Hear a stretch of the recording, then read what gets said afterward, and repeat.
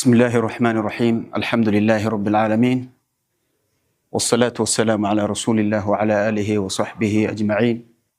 يقول الله تبارك وتعالى: يا أيها الذين آمنوا اتقوا الله حق تقاته ولا تموتن إلا وأنتم مسلمون. Ndugu zangu Islam, namhimidi Allah subhanahu wa ta'ala na kumtakia rehma na amani na upendo Mtume Muhammad sallallahu alayhi wasallama. Bifadlillahi wa mannihi, Mwenyezi Mungu subhanahu wa ta'ala kwa ihsani yake ametuwezesha tumeweza kukutana katika chumba chake. Allah tabarak wa ta'ala atujalie sote min alladhina yastami'una alqawla fayattabi'una ahsana.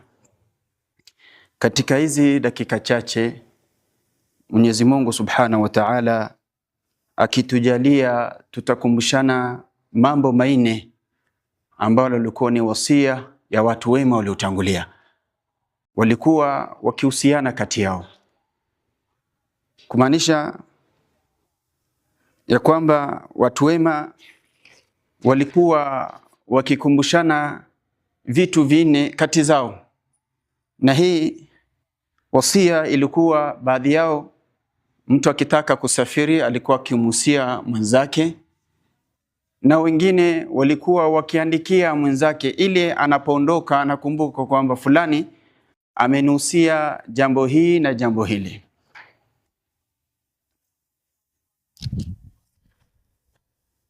Hii jambo ambalo ninazungumzia, hadhihi alwasiya awradaha alhafidh ibn Abi Dunya rahimahullahu ta'ala fi kitabihi al-Ikhlas lahu, wa asnadaha an Mu'qal bin Ubaydillah al-Jazari rahimahullahu ta'ala rahmatan wasi'a bihadhihi al-kalimat: wa idha ghabu kataba biha ba'dhum ila ba'd. Walikuwa mtu akighaib au akienda sehemu fulani, walikuwa wakihusiana kati zao, ba'dhum bi ba'din,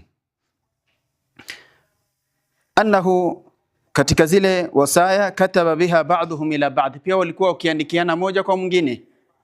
Kumaanisha kitu, ndugu zangu, ulama, mashaikh, watu wakubwa ambao Mwenyezi Mungu Subhanahu wa Ta'ala wamepatia cheo, walikuwa wakiongoza umma, walikuwa wakihusiana. Ni kumaanisha ni jambo hili ni jambo nzito ambalo mimi na wewe kama Muislam tunatakikana tunaiga kiigizo chao katika kuhusiana hiki na kile, ili Mwenyezi Mungu Subhanahu wa Ta'ala atunufaishe katika athari zao.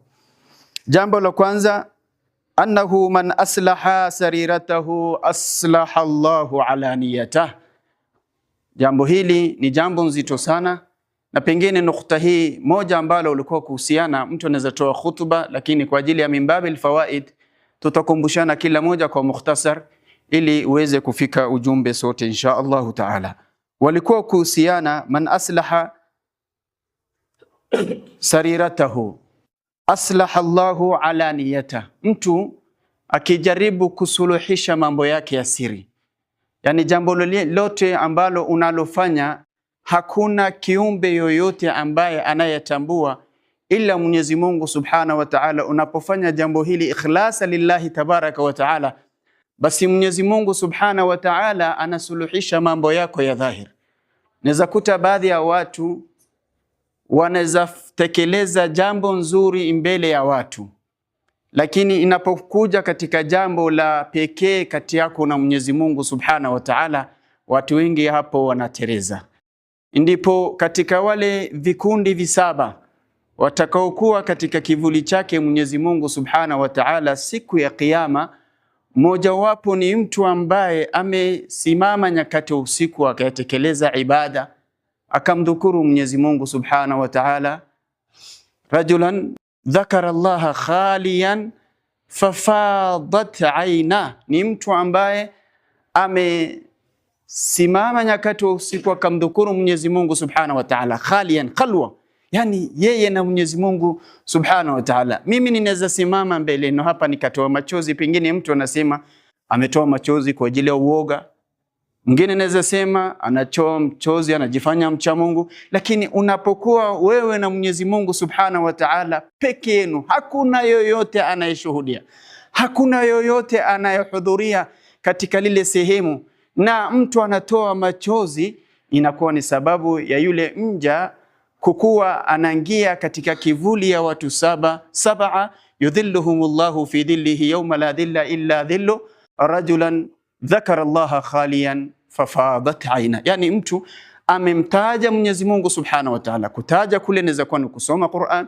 kutaja kule inaweza kuwa ni kuyatekeleza ibada ya swala ya qiyamul layl, kutaja lile inaweza kuwa ni katika adhkar, kutaja lile inaweza kuwa ni kuomba dua, yani min ayi wasail, katika lile njia lolote lile akawa anatoa machozi, ikakuwa ni sababu ya yeye kuyapata kivuli cha Allah Subhanahu wa Ta'ala, yawma la dhilla illa dhillu, siku ambalo hakuna yoyote anayepata kivuli illa wale ambao Mwenyezi Mungu Subhanahu wa Ta'ala amewajalia kukua katika kivuli chake.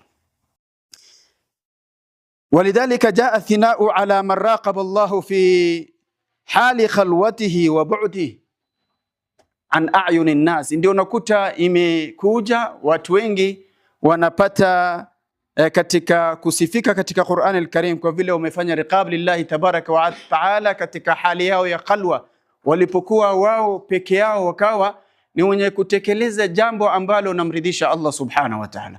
Mfano huu ndugu zangu, pia pengine nitapitia hadithi nyingine. Moja ni mtu ambaye ametoa sadaka. Mfano sadaka, pengine mtu anapotaka kutoa anaangalia pesa ambayo iko katika mfuko yake. Mwingine anaweza kuwa anaangalia kile ambacho limo ndani ya simu yake. Lakini kuna sampuli ya watu ambao wamefanya khalwa ma Allah tabaraka wa Ta'ala, wakatekeleza jambo hilo ni yeye na Mwenyezi Mungu Subhanahu wa Ta'ala. Hakuna yoyote mwingine anajua ametoa kiwango gani. Imefika kiwango mtu anaficha mkono wake wa kushoto katika zile kundi saba ambalo Mtume sallallahu alaihi wasallam ametaja, wa rajulun tasaddaqa bisadaqatin fa akhfaha hatta la ta'lamu shimala ma tunfiq yamina. Yani mtu ambaye ameyaficha sadaka yake.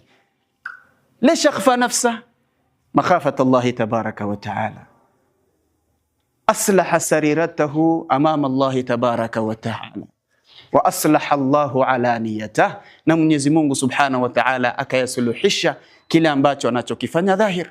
Inajuzu kwa Muislam kuyadhihirisha sadaka, inajuzu kwa Muislam kuyatoa kwa njia ya siri.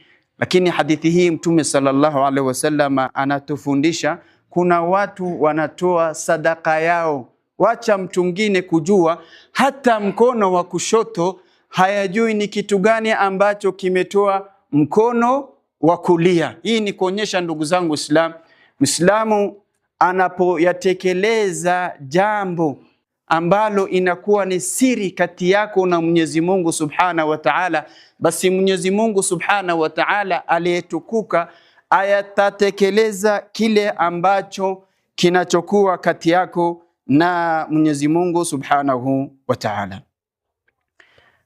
Wajaa aidan an Sa'id bin Yazid al-Ansari radiyallahu anhu arda anna rajulan qala lin-nabiy sallallahu alayhi wasallam awsini.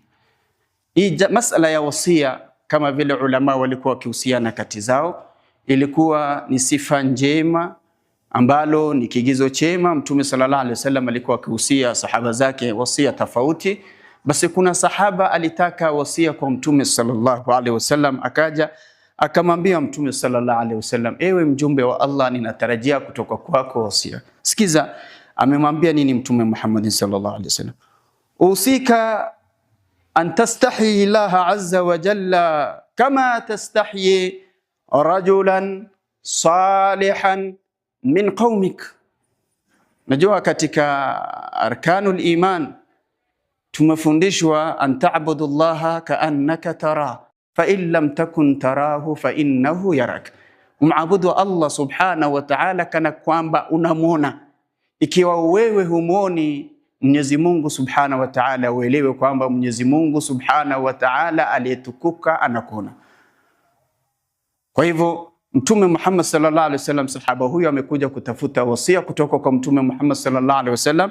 Mtume Muhammad sallallahu alaihi wasallam akamwambia, ninakuhusia uwe ni mwenye kuona haya Manake watu wengi inaweza kuwa mtu anasali swala, anatoa zaka, anasoma Qur'ani, lakini anapokuja katika masala ya khalwa, akiwa peke yake pengine anatereza na kuwa anaingia katika maasi au hamchunge, aelewi kwamba Mwenyezi Mungu Subhanahu wa Ta'ala anamtazama na kumuona katika jambo ambalo analolifanya. Kuna baadhi ya watu wanayatekeleza vitu ya siri. Inaweza kuwa mtu yuhudhuria msikitini, yusali sala 5, yusoma Qur'ani, lakini anapokuja khalwa pengine ameshika simu yake, atayatekeleza jambo ambalo hayamridhishi Mwenyezi Mungu Subhanahu wa Ta'ala. Huyu mtu hajamraqib Allah Subhanahu wa Ta'ala fi sariratihi, katika siri yake kati yake na Mwenyezi Mungu Subhanahu.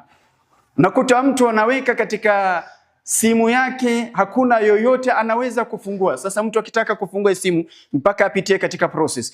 Ndio nakuta ndugu zangu Islam, Mtume sallallahu alaihi wasallam akamwambia sahaba huyu, antastahi Allah azza wa jal, unatakikana unaona haya kwa Mwenyezi Mungu Subhanahu wa Ta'ala, kama tastahi rajulan salihan min qaumi, kama vile unavyoona haya kwa mtu mema au mzee ambaye anashimika katika jamii yako, au mtu ambaye ana cheo katika jamii yako. Uweze ukayafanya vitu vya upuzi mbele yake, uweze ukatamka matamshi mabaya ashan tastahi an rajul salih.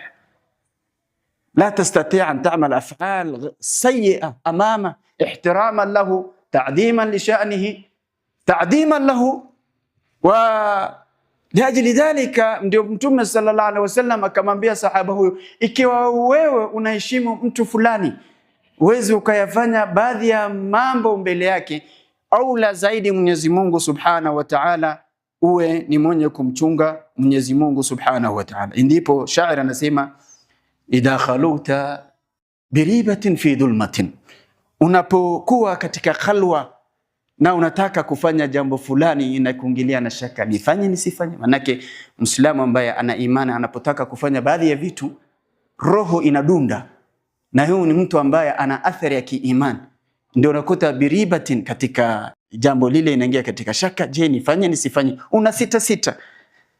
Na fi dhulmatin, katika giza totoro, wa nafsu da'iyatun ila tughyani, na nafsi inakwambia fanya, tekeleza. Ona mtu anafungua simu, pengine anataka kuangalia program, na hiyo program haimridhishi Mwenyezi Mungu Subhanahu wa Ta'ala, na hakuna mtu yoyote anakuona uko katika chumba. Angalia kama huyu sahabi ambaye alitaka kufanya jambo fulani, lakini aliwacha mbele ya Allah Subhanahu wa Ta'ala, kama vile kisa ya watu watatu ambao Mtume sallallahu alaihi wasallam ametuhimiza. Moja wapo mtu ambaye amependa binti ya ami yake, basi wakeekeana process, wakeekeana shurut, basi unataka jambo fulani, basi unapotaka hii, basi mimi pia ninataka hii, ninahitaji hii, nifanyie hii ABC, hata mimi nikufanyie ABC. Sasa nafsi inakuitia, sasa nataka pesa, niko na pesa, alhamdulillah. Si mwili yangu iko sawa, alhamdulillah. Lakini angalia, alipotaka kufanya lile maasi, yule msichana akamwambia, uwe ni mwenye kuogopa Allah tabaraka wa taala, usifungue lile sehemu ila kwa sheria ambalo Mwenyezi Mungu Subhanahu wa Ta'ala ameweka. Hakuna mtu yoyote kati yake na yeye ila Mwenyezi Mungu Subhanahu wa Ta'ala, akawa amewacha khaufa lillahi tabaraka wa taala. Kwa hivyo wakati mwingine, angalia kisa suratu Yusuf inatufundisha vitu mingi sana. Wakati mwanamke wa waziri alitaka Nabii Yusuf, alikuwa ni shab, hakuwa ni mtu ameoa, na chumba limefungwa, madirisha zimefungwa, milango zimefungwa. Yusuf ni shab, handsome boy, ana nguvu, hajaoa mke, na yule mwanamke alitaka tu Nabii Yusuf amfanyie naye kitendo, lakini kwa ajili ana raghba, ana uwezo, ana nguvu. Limadha taraka, kwa nini hajafanya lile kitendo? Kwa ajili ya kuogopa Mwenyezi Mungu Subhanahu wa Ta'ala. Wa nafsu da'iyatun ila tughyani, na nafsi inakuita uyatekeleze lile kitendo, lakini unatakikana fastahi min nadhri ilahi wa qul laha inna alladhi khalaqa adh-dhilama yarani. Nafsi inapokuita katika lile kitendo, basi unamwambia, basi bila shaka hakika yule ambaye ameumba giza ananiona. Alam ya'lam bi anna Allaha yara. Natakikana Muislamu anahisi ya kwamba Mwenyezi Mungu Subhanahu wa Ta'ala anamtazama. Kwa ajili ya wakati, ndugu zangu Waislamu, Jambo la pili, waman aslaha ma bainahu wa baina Allah azza wa jalla. Daima, ndugu yangu Muislam, kuna watu wanajaribu kutekeleza uhusiano kati yao na wenzao, kati yao na jirani zao, kati yao na katika eneo wanaishi, lakini wanasahau kuyatekeleza kati yao na Mwenyezi Mungu Subhanahu wa Ta'ala. Subhanallah. Wa in kunta la tadri fatilka musibatun wa in kunta tadri falmusibatu a'zamu. Kabla hujatekeleza jambo lolote kati yako na viumbe, kabla hujauliza jambo lolote kati yako na viumbe, wewe jaribu kuyatekeleza kati yako na Mwenyezi Mungu Subhanahu wa Ta'ala.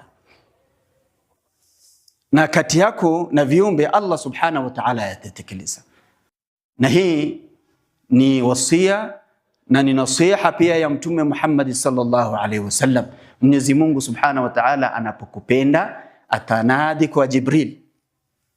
Ataita Jibril akamwambia, mimi nimependa mtu fulani pia umpende. Lish? Liannahu salaha ma bainahu wa baina Allah Subhanahu wa Ta'ala. Liannahu aslaha alaqa wathiqa wa thamina bainahu wa baina Allah tabaraka wa Ta'ala.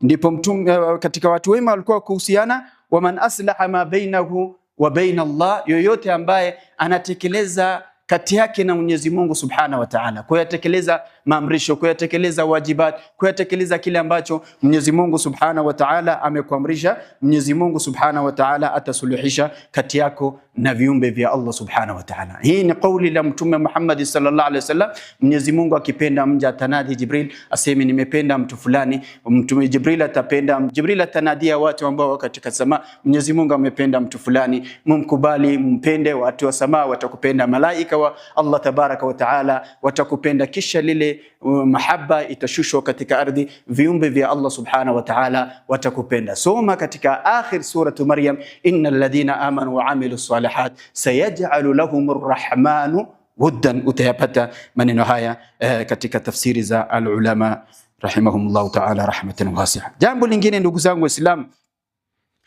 waman ihtamma bi amri akhirati kafahu Allahu amra dunya. Yoyote ambaye ana hamu yake daiman ni mambo ya akhira, basi Mwenyezi Mungu Subhanahu wa Ta'ala atakutosheleza mambo yako ya kidunia. Angalia watu wema, ukiangalia Ibn Taymiyyah, ukiangalia ulama Imam Shafi'i, ukiangalia Imam Bukhari, ukiangalia Imam Nasai, ukiangalia Imam Muslim, hawa watu kitabu ambao wamechapisha peke yao inaweza watosheleza mambo yao, inakuwa ni clean. Leo kama mtu anachapisha kitabu kimoja na inauzwa dunia mzima, mfano kitabu ya Bukhari, Waislamu dunia mzima wanauza.